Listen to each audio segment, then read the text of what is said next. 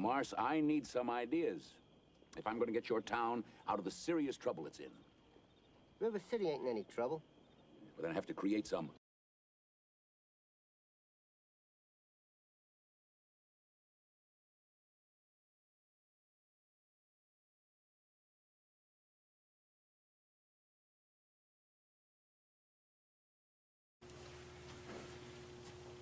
Okay, look, in my opinion, that's not what happened. Back in 2008, Krause and Crakey got together and decided to conspire to go form a building contract. They wanted a construction project. They had $1.5 million or so on a bond payment that they were using to pay the high school. And as soon as that bond payment was up, they were going to have to give that money back to the district. And rather than give it back, they figured they'd start a construction project. So back in 2008, they conspired to start not maintaining the schools.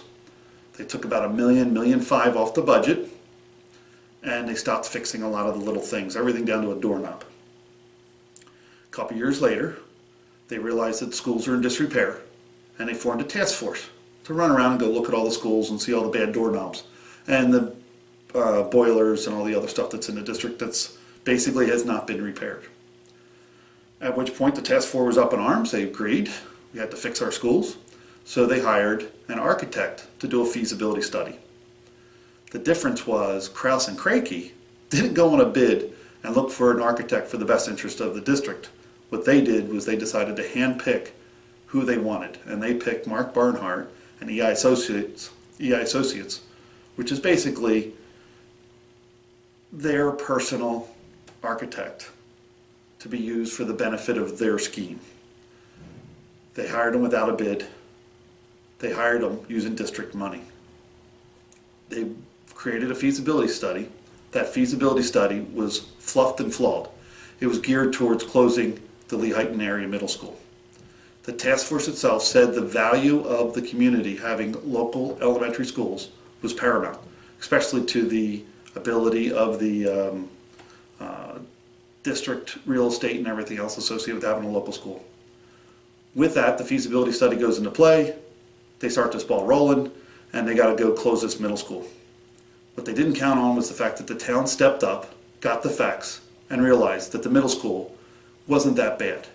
At which point, over time, the community forced the school board, after they got rid of Krause and Crakey, to fix the Lehighton area middle school with pennies on the dollar.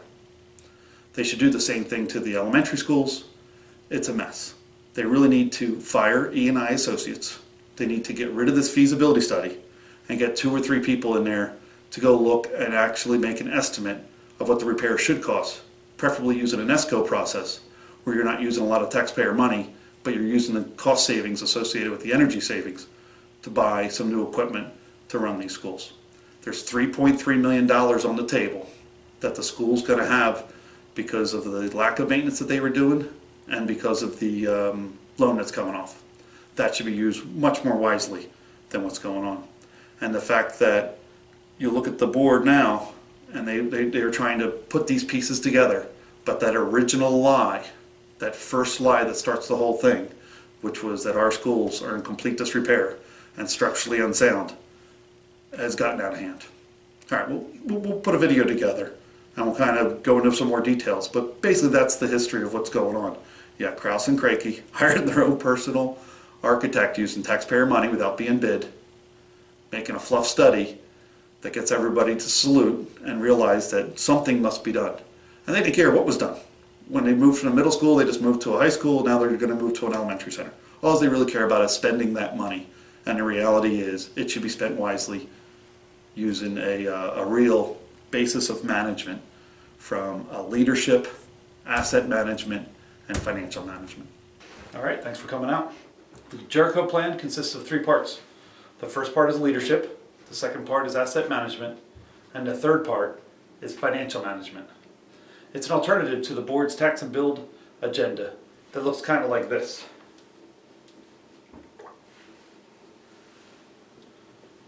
The Jericho plan starts with leadership. It will fix the leadership issues and will help the district with its academic standards. They look like this. But that's not what we're going to focus on right now. What we really want to focus on is the building projects. The Jericho Plan is a constructive criticism review of the Lehighton District. It is also more than just pointing out mistakes. It offers solutions. We created the actionable items that combine to form a solution to the district's problems. The Jericho Plan provides a safe, local, debt-free school and keeps them within each community. The plan shifts a tax rebate and a tax reduction back to the community. By defining the goals, we can focus the actions in that direction. It was the lack of establishing these community goals that has us looking down at millions of dollars of debt service. Now is always the perfect time to correct a poor decision. Much of this presentation may sound remedial.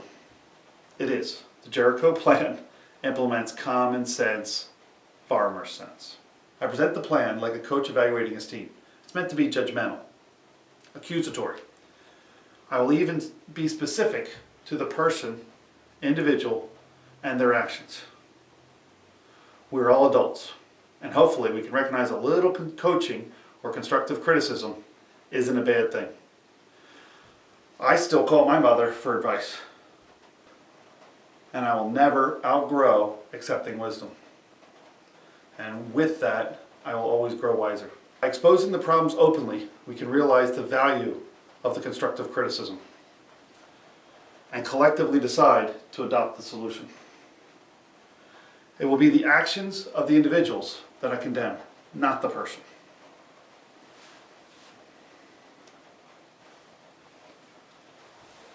Progress comes from corrective actions. Let me repeat that. We all focus on identifying the problem and the actions in the system. People involved can decide to adjust their actions, or they can choose not to. Our goal is to have the people that join together in a common goal. So bear with us as we review the basics and later delve into the specifics as they pertain specifically to the Lehighton School District. So let's start with leadership and the oversight of the district. The Lehighton Area School District was originally established with checks and balances. It consists of 9 equally powerful, unpaid, free, and independent thinking people, elected by a district to review and vet out the facts for the benefit of the people in the community. The board are tasked to listen to the community and set the direction and the goals and the policy for the district as a whole. The administration executes the policy, and the teachers, students, and parents adhere to the policy. This is a simple enough chain of command. People elect the board writes the policy, superintendent oversees the policy. It's got to go that direction. The key is to have the equally powerful 9 independent-minded people to review the facts, to help each other from making mistakes, not by joining together to make a common mistake. With the 9 independent sets of eyes and minds, any one can add to the information and help set the direction of the district. It's easy to see how this works in action. Any one of the 9 brings an issue to the table, gives it to the superintendent, and he puts it on the agenda. Then, at the meeting, the 9 review that agenda item, look for any information they might be missing, and go out and get the information that they're looking for. They can get it from the community, they can get it from experts, they can get it on their own. Once they get that information, they share it collectively within the 9, and then they decide whether or not they have enough information to make a decision. If any of the 9 is missing information pertinent to make the decision, they table the discussion. If they do not have the information, they need to table the discussion. They don't need to vote on it that day. There's no immediacy for most of the things that happen within a district. Once they decide that they have enough information and the 9 have understood what they want to vote on, they then can make their vote. That's where the opinions come in. but the establishment of the facts has to be a function of facts. Organizing such an eclectic group requires a very talented skill set. Many board members don't have that skill set. The lack of that skill is the problem. To be able to pull people from within the community to help them with that skill set is the value to having a community-based district run by 9 elected from the community that use the community as their source of information to help them run the district. Are they mature enough to ask for help in these areas? We're not sure. We haven't seen that yet. Will they accept the structural guidance needed to set a functional data collection system in which the team can make a decision? Haven't seen that yet either. A proper functioning board would also add to the review period of a decision. That review period may be giving it back to the community and maybe giving it to other people. And even after they make the decision, they still want to review whether or not the decision they made is obtaining the goal that they originally made the decision for. Very important part of management is to double check the decisions you made before to decide whether they're still putting you on the path you're aiming for. To recognize that you're off the path and get back on the path is a critical thinking skill. It is the steps we take that determine our destination, not our intentions. Let me say that again a little differently. No intention will ever determine a destination or accomplish a single task. It is only the actions that we take that determine our destination. And it's only those actions within a direction of a goal that'll get us to that goal. So as we go through this, look at the comments about the intentions and witness the actions. What I challenge you to do is listen to the intentions and then look at the actions. Let's see how the actions, not the intentions, can circumvent all those checks and balances in the system. Let's see what happens when you get several people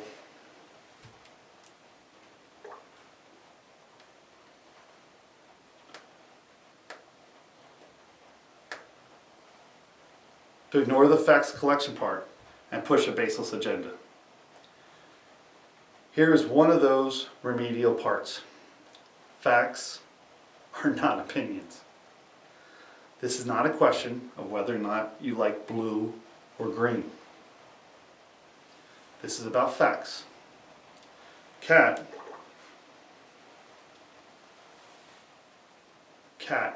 in English is always spelled C-A-T. That's a fact.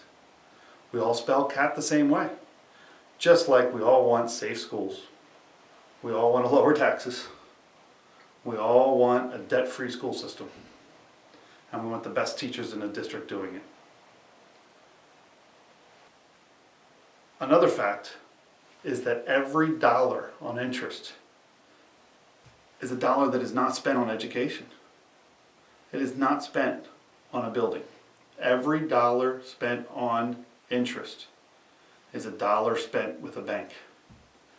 Sounds pretty obvious.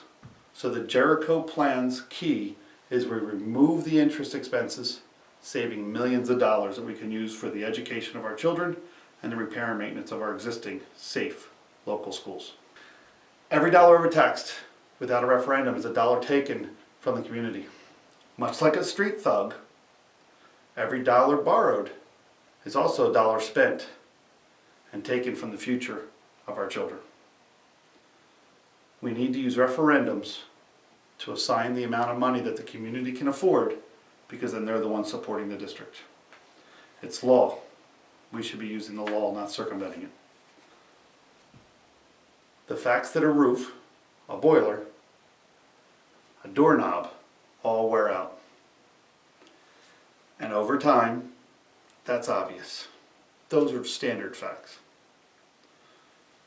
But with a defined goal, the opinion of when to replace that roof, boiler, or doorknob can be shifted from an opinion to a mathematical calculation that meets the goal that the district assigned. The mathematical process is called asset management. The assignment of the right goals defines the leadership. Let's see how Jericho Plan and the Jericho Goals help the district. It defines them for the benefit of all. The students, the teachers, the community, the homeowners, the grandparents.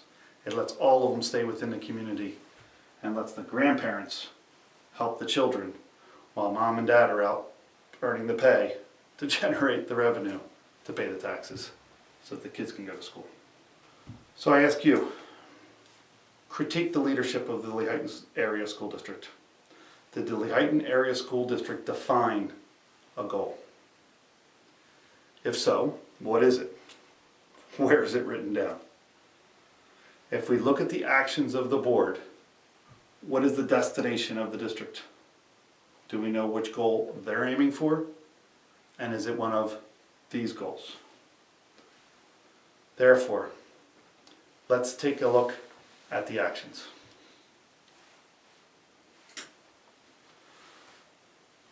We looked and we saw 5 people that chose to ignore the transparent facts.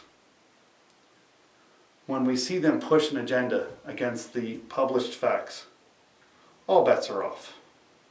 And who knows where we're going, or what goal we're going to end up with, or the destination that those actions will take. This board has proven itself as dysfunctional. And if the board had a higher authority, it would have been disbanded. That is not the case in Pennsylvania.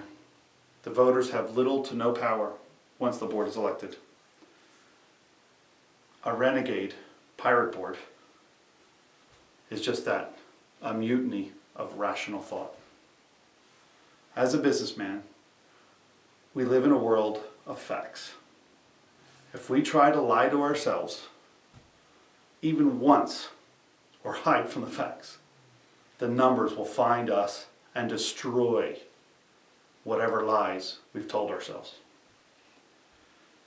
It's humbling. We understand that. But it's also educational. If you're willing to find the facts and not be defensive to your pride or other things, progress is inevitable. Look at the stated intentions, then look at the actions.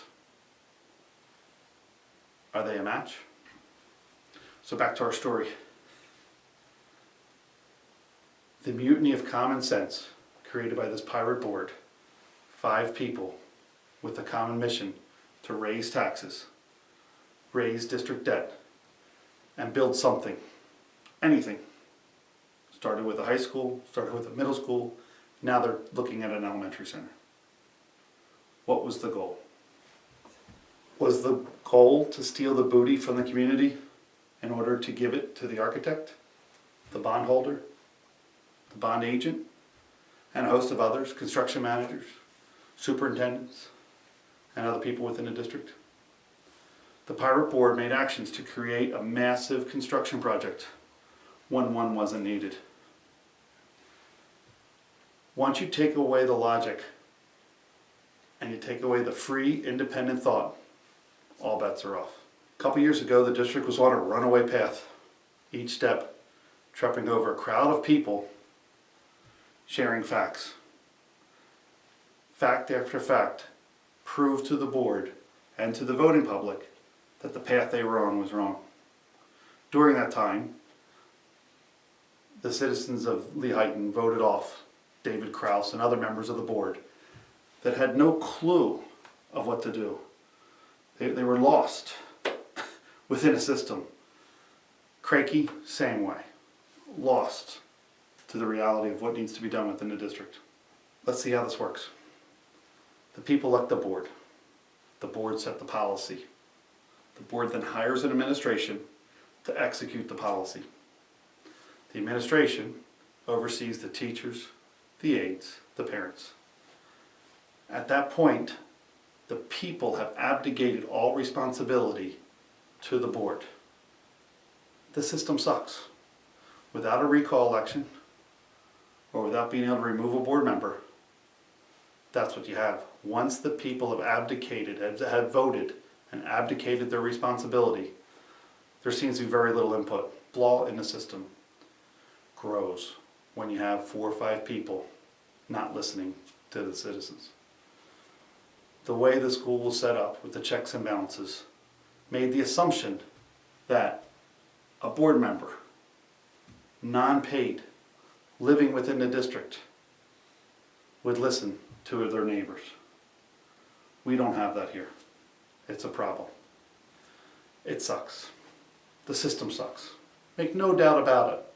That system sucks. It sucks for the taxpayer.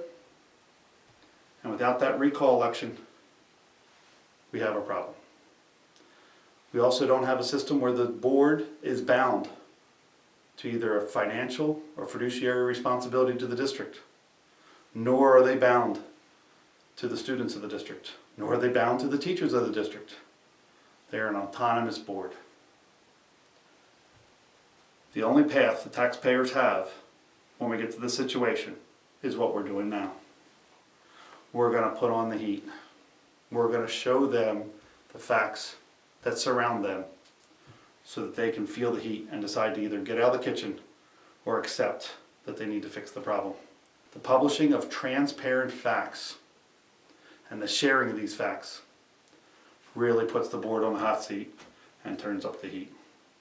That's what we're here to do. The presentation will turn up the heat, and hopefully a few might decide that they don't want to be in the kitchen, or hopefully recognize to accept the facts that they are a board of a community, and accept the fact that they are a board of the community that needs to listen to the community. The Jericho plan, if adopted in its entirety, mind you, just turns up the heat.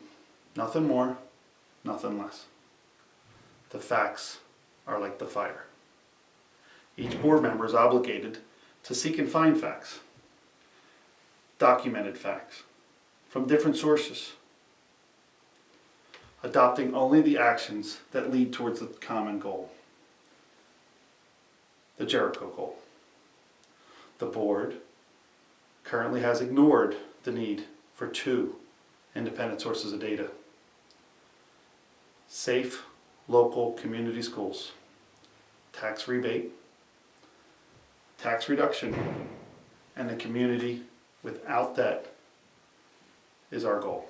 Let's first look at the power of the board. Let's say Gloria Bowman decides she wants to add Watermelon Wednesday to the dress code.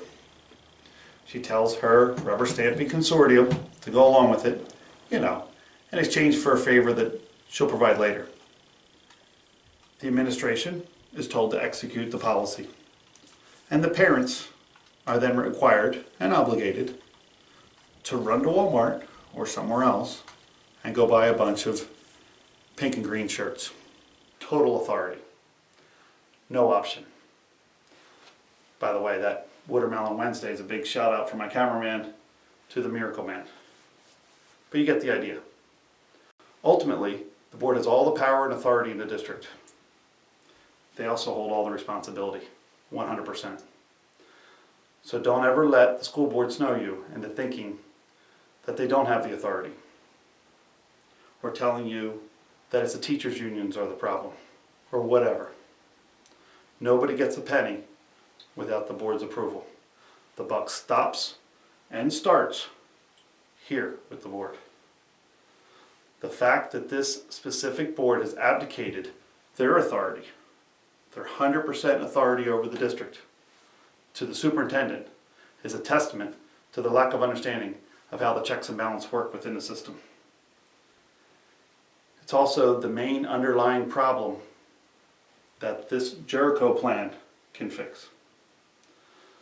The lack of insight or just reluctance to provide the oversight to their employees is at the root of the problem.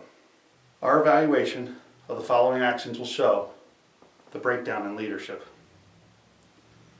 The board's ability to set a direction for the district and the board's ability to manage the district in the direction is how the board should get graded. Having the employees execute the direction is by definition the board's responsibility in how the employee should be graded. Therefore, the goal will be obtained. Here are 5 quick examples of the lack of leadership in our district. The board stated they intended to have an agenda published prior to the meeting. Makes sense? The board stated they wanted numbers and bills prior to authorizing a payment. Fantastic idea, great intention. But the actions, when it occurred that they did not have the information for a bill, and the administration did not provide them with that information, yet left the information on the agenda, and then the board president, in cooperation and cahoots with the administration, calls for a vote without any information and executes a decision, proves a dysfunctional board. To have the intention was fantastic. To not see through that the actions meant the intention shows the dysfunctional board. They failed. And the board approved the bills anyway and did not reprimand the administration. Every board bids large contracts. Fair evaluation, efficient use of taxpayer money. It makes sense. If you're going to go spend a couple $1,000,000, you might want to have a second opinion. The administration never presented the board with a second set of bidders for the architect. Nor did the board ask the administration to get a second set of information. The intentions of spending the taxpayers' money wisely was missed when the board hired an architect without a bid. Award a multi-million-dollar contract to an architect through the buddy system is not acting in the best interest of the taxpayer. They hired the same architect, mind you, that Boyertown terminated. They hired him without a bid. They hired him without reviewing the history of E&I Associates of Boyertown. The board hired the same architect that Boyertown terminated, and they hired him without a bid. Millions of dollars from the taxpayers will be transferred directly to the architect. We didn't even need an architect if we're doing a repair project. Say that again. If you don't need an architect, why are you transferring millions of dollars from the taxpayers to a non-bidded architect that was previously terminated at the Boyertown School District for gross errors? The board has the final say on all hires, fires, and personnel issues. And when the administration failed to disclose pertinent facts about a sexual predator, the board took no action to exercise their authority, effectively rubber stamping the decision of the superintendent to pass the trash. As the Lehighton School District accepted the resignation of Matt Fisher, Cleaver and Bowman helped the Lehighton District, the balance of the board, and all of the community pass the trash. The board requested the administration to obtain a direction from the community. So the administration attempted a survey. That survey, the entire town saw as a sham. So when the board took no corrective action, some of the community went out on the street with clipboards and formed a survey. They collected thousands of names on the survey. They presented it to the board. The board ignored it. With a history like that, the administration would give Dilbert a run for his money. The passing of the responsibility is a trend, and the lack of action is also a defining trend. It is this trend, discovered by the Jericho team, that gives us insight as to the board's true intentions. We can only measure the character of a board by their actions. This shows the breakdown and organization of the Lehighton Board, and we'll show you some more. If the state had an overseeing authority, the board would have been relieved of their duties or totally disbanded. No one on the sitting board should be permitted to retain their seat. They all have an equal amount of authority and they all have an equal amount of responsibility. Currently, Pennsylvania does not have an analytical review of the board. It's up to us as a community. The people need to select more wisely in the future. They got what they voted. We understand that. But that doesn't excuse the facts that we as a citizen, as a group, need to oversee what the board's doing and take action. The numbers during the election show a very small turnout. It was pitiful. The board was prime for an architect, a superintendent, and a stacked board to use the total apathy as a means to push their agenda. As a business person, if you don't think people look at these things, you're sorely mistaken. Please remember, a vote says more than I want to pick a person or another person. It also says, I'm watching you. All these facts are clear as day. You decide. Do the actions we show you give you the insights to the real intentions? Would you define their actions as inept, or are they just a fanciful fabricator? Good leadership and great coaches are not there to just critique without providing guidance to resolve the situation. The simple solution, assuming we can't convince the five wearing the blinders to admit to the facts and learn to spell cat and use the information and facts to the best interest of the district, is evident. However, we need to define the goals as a community. That is a valuable asset, a goal. Here's a set. If we define these goals with the district, and the district adopts these goals and helps the board go down this path using facts, we all win. If we find that the board makes a decision, or we make a decision that gets us off track to these goals, we can correct the decision. Never too late to correct a poor decision. Now is the best time to correct any poor decisions that the board has made. By sharing the facts, we can add clarity and expose the malfeasance. By showing the board members and the public the same facts, the ones hiding the truth will be completely exposed and their power will be removed. By talking to literally thousands of people, the Jericho team came up with these goals. So, to tie up the leadership problem, the board needs to grow a pair and take leadership in the district.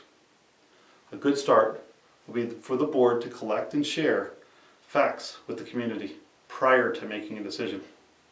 The board needs to recognize that if the administration is not providing the data or is not sharing the facts, it is time to replace the administration. Basically, the board can clean house by managing or removing district employees. They are not moving forward the goal. We'll move it forward in November. In November, the voters can clean house of the board, as they have last time. The clean house of the personnel that are not moving towards the common goal. It's a very slow process, and a lot of things can happen between now and November that can destroy the opportunity for those new members. Please don't let this board destroy our future by making decisions when they know they're on their way out. Asset management is the goal, and the decisions executed to obtain the goal when it pertains to the asset.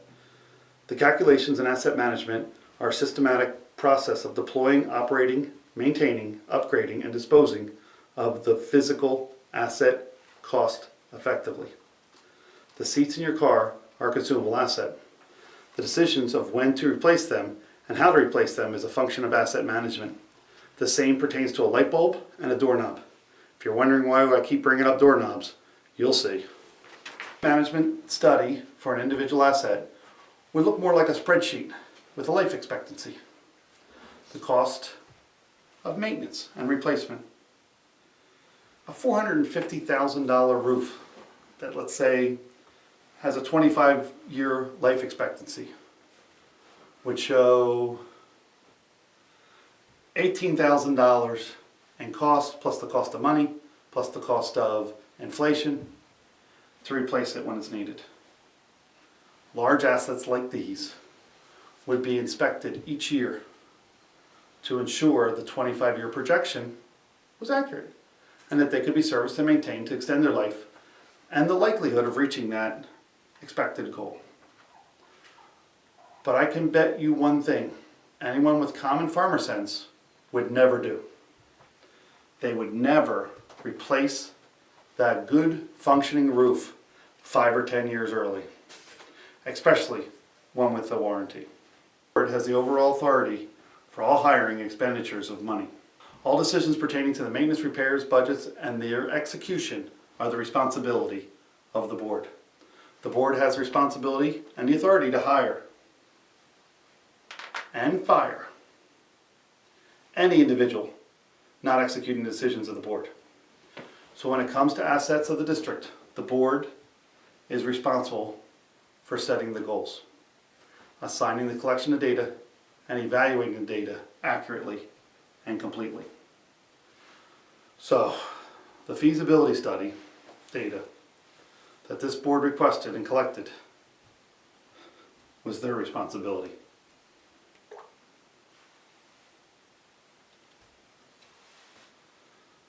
They are responsible for the source, the accuracy, and the payment to the creator of this document. So first we look at the requesters of the document. Then we look at the data. Mind you, the board authorized each and every page of this document. Twice. The documents originally drafted in January 2011, and on that day it appeared that just about every district building needed a new roof, a new ceiling, new floors, believe it or not, every new doorknob in every building across the entire district.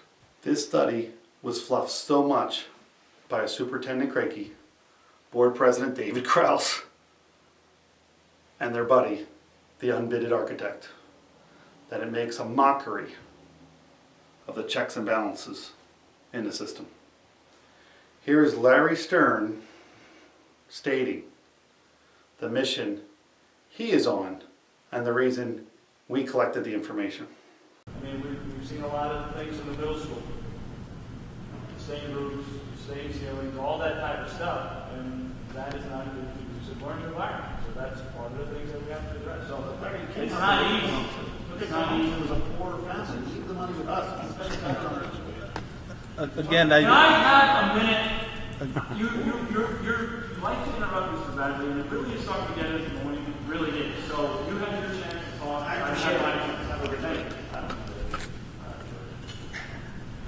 Yeah. That's what it has to be. Tell you something, tell you to be quiet. Maybe elementary education, we need to make sure we enforce that type of stuff. So I don't need to get angry or loud, but it's been a constant interruption, and that's not going to introduce a meeting.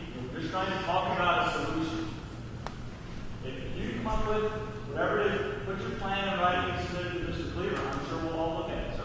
You don't give us the information. You give us half the information, and then you just one side of it. Things like yeah, you know what? I'm going to stop this just from this conversation. I just want to say something. We're here trying to do something. And all school districts, and I think everybody heard from the past, that they always went to do their flagship. They wanted to have a high school. They wanted to have the best thing. We've done, the majority of the people asked us 2 years ago when I came on the board, they wanted their elementaries fixed, and we're doing that. And they have to be fixed. We have to get money. The money's not going to fall out of the sky. I mean, them schools have to be fixed. It's not like tomorrow okay, we're not going to do the project at all. These buildings have mechanical problems with them. I mean, they're terrible. They're actually terrible to me, the way that this district let them schools go for 20 years. And we have to do something. And I don't want to spend $20 million, but what are we going to do? Each one of these schools costs $5 million to fix. If somebody can come in here and say, okay, we can fix them for $1 million, let them come in. But it's not going to happen because of the way the prevailing wage is and everything. You know, you come in here and we go by the rules what the state says. And if we don't go, like Mr. Stern said, if we don't go for the reimbursement, if we would say we would spend $30 or $40 million, that is on the taxpayer. There's no other ifs, ands, or buts about it. You know, and like I said, we're forced into it, but I can't say we're forced into it because we want to fix the elementary schools. That's where our students get their start. You know, that's my opinion of it. Again, I'm going to give the opportunity, Mr. Stern. Are you, Mr. I just want to give the opportunity to the board members. And it has Rocky saying that he is there trying to do something. Not a goal, not a projection, just do something. Now this is again a couple years ago when they still wanted to build a high school. Facts showed that they were making poor decisions, and after a complete cooperation of the entire district, were they finally able to stop that mess.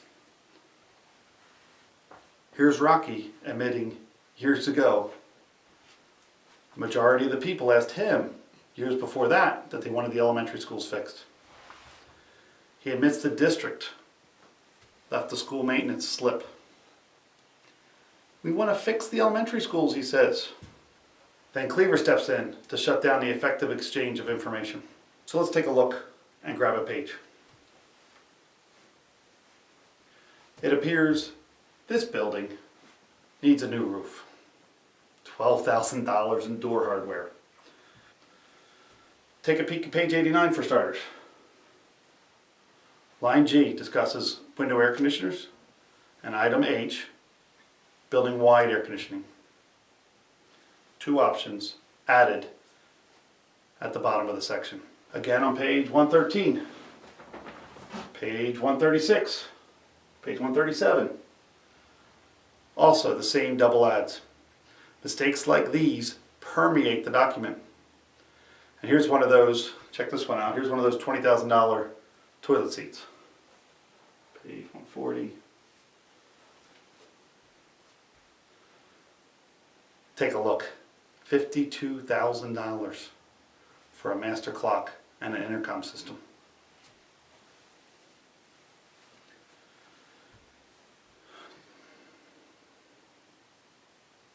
And for some real fluff, take a look at page 183. $500,000 for one line item for science lab casework in the middle school. $500,000 for cabinetry inside of one room in one building as a repair maintenance cost picked by an architect that wants to build a new building. If a businessman saw a single line item on a proposal that was out of kilter, we'd look at the entire document with a fine-tooth comb. If we found a second item mistakenly entered in the favor of the person that generated the proposal, we'd boot them. They'd be terminated on the spot.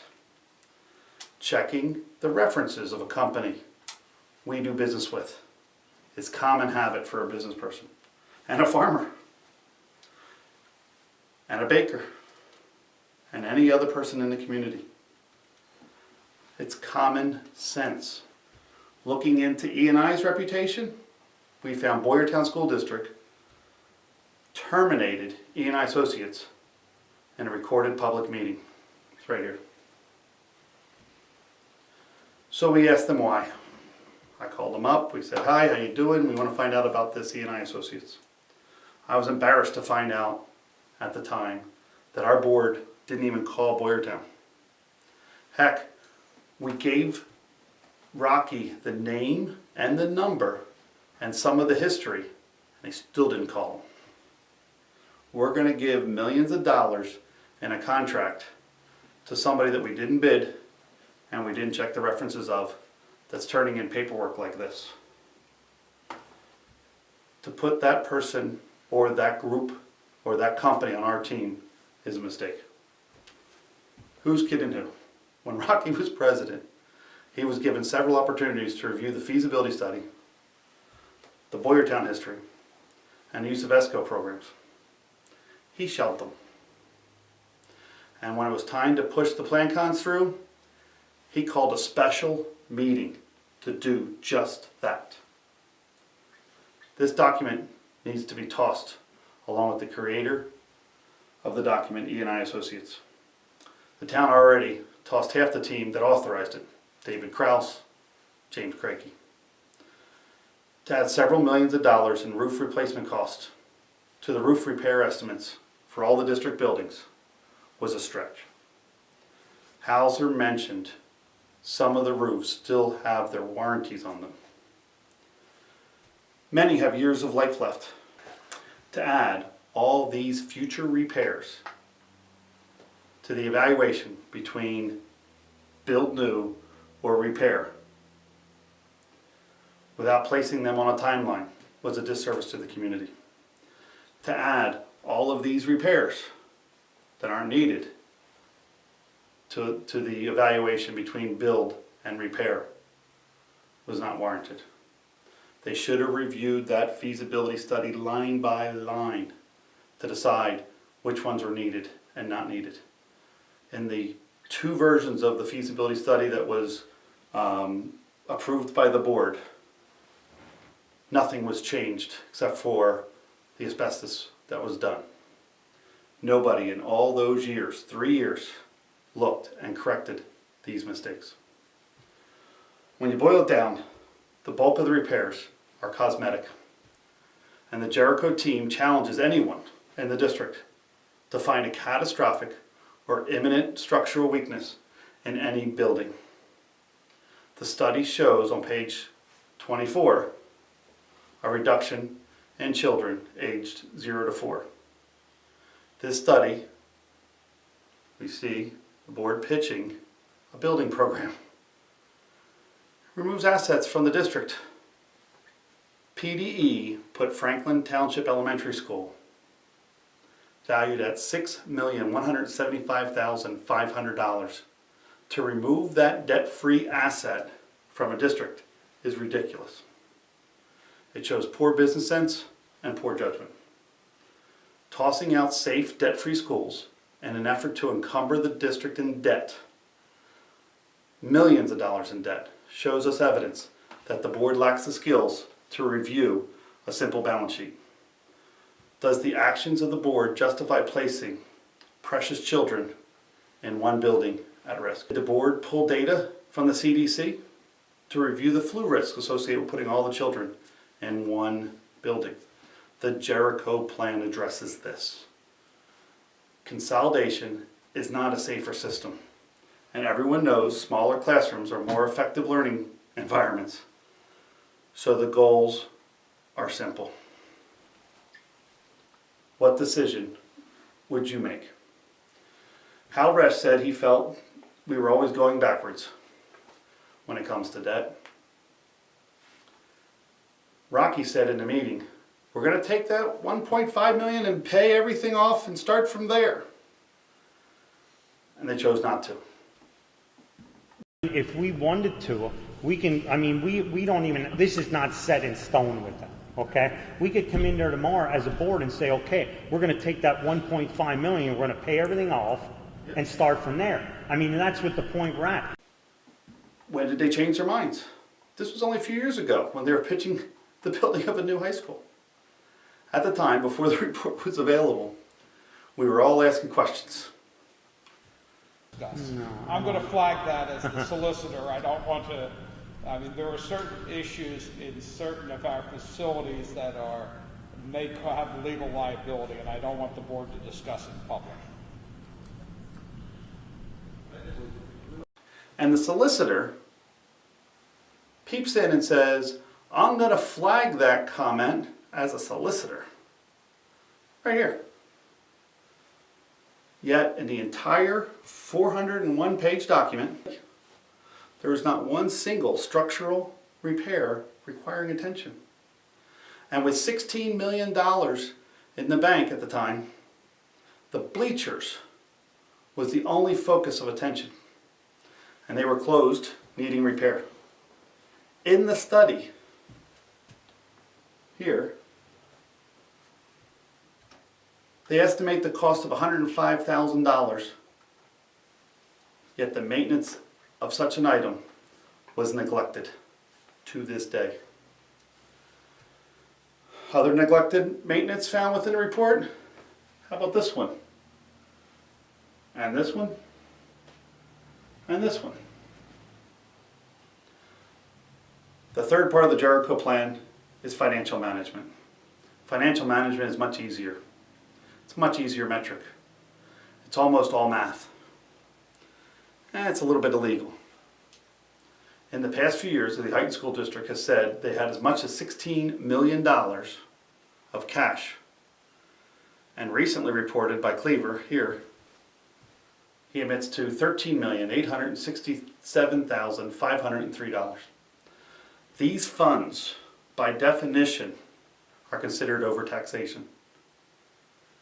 As a result, David Krause's board, in conjunction with Superintendent James Crakey, they choked off the maintenance and they raised taxes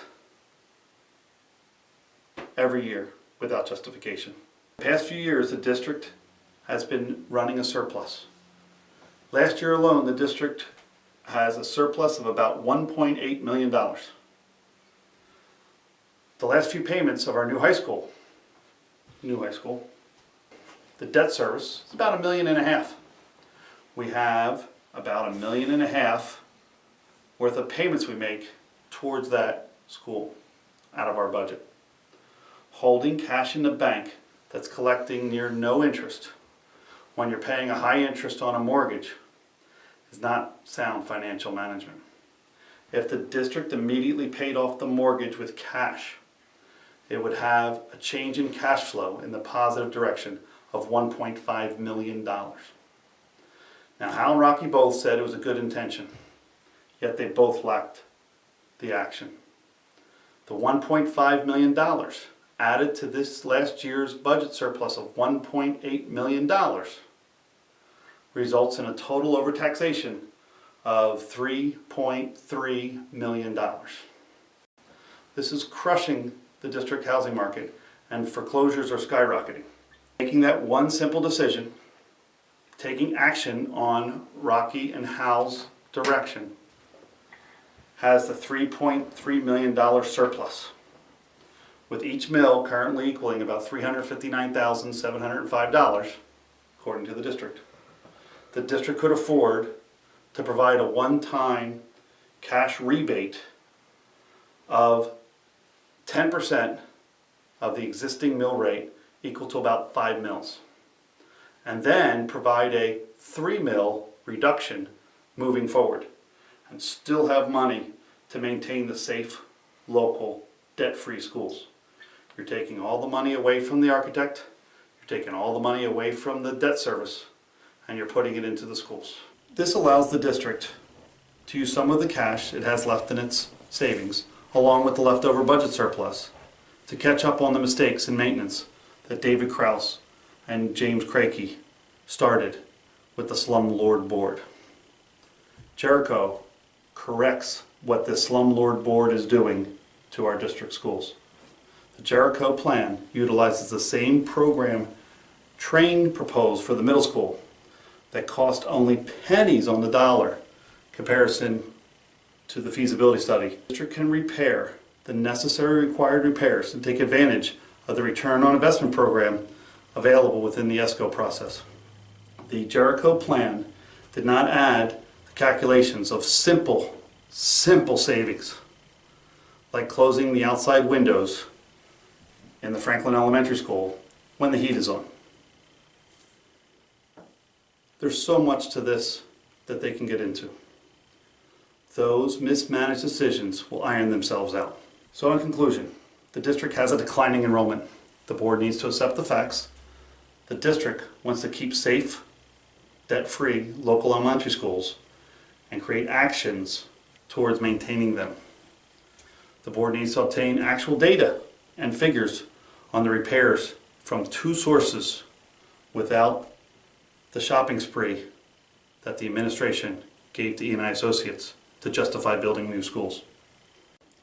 The board needs to terminate the contract for EI Associates and move to the ESCO plans that use energy savings and asset management to help pay the bills for the bulk of the maintenance that we have within our district.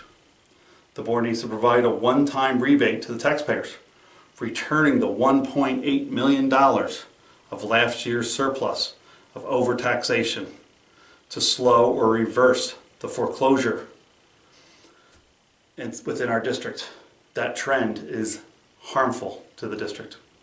The board needs to vote and pass a tax rate reduction of approximately 3 mils to correct the overtaxation imposed by the Kraus-led board. And then again by Gloria when she asked for $211,000 more from your pocket when she had $1.8 million left over from the year before. It's a shame. They need to make decisions based upon a common set of goals. The board needs to set up a maintenance program that prevents the slumlord board from ever entering our district again. The board needs to rein in the existing superintendent, adding character to the clause in the contract. The board needs to provide an anonymous tip line with amnesty for the entire staff within the district to remove the fear of speaking up. The board needs to reestablish a level of trust by taking the responsibility to share the information with the community transparently. The board needs to create a maintenance timeline so that people like Kraus, Yenser, Stern, Rocky, Wayne, Steve can't kick the can down the road and then cry wolf when they run out of money. The board needs to open a dialogue with the community on projects and opportunities as they come up and tap the valuable resources within the community. The board needs to open the board meetings to allow individuals the opportunity to share content in more than 3-minute segments. And finally, as previously agreed, the board needs to donate $2,459 this presentation cost evenly between the charities of the Jericho team. As a side note, a plaque should be erected at each elementary school honoring the great sacrifice of the men of the region that died in the Vietnam War, for which the Jericho Plan was named. For without their ultimate sacrifice, free men like us and the Jericho team would not be helping the community. We wouldn't even be here. Their sacrifice and dedicated effort was the inspiration to the Jericho team to emulate. Wayne Wentz, personally, should preside over the presentations, and the entire community should be invited. In commemoration of this cooperative effort, a Community Day party should be held each year on December 29th.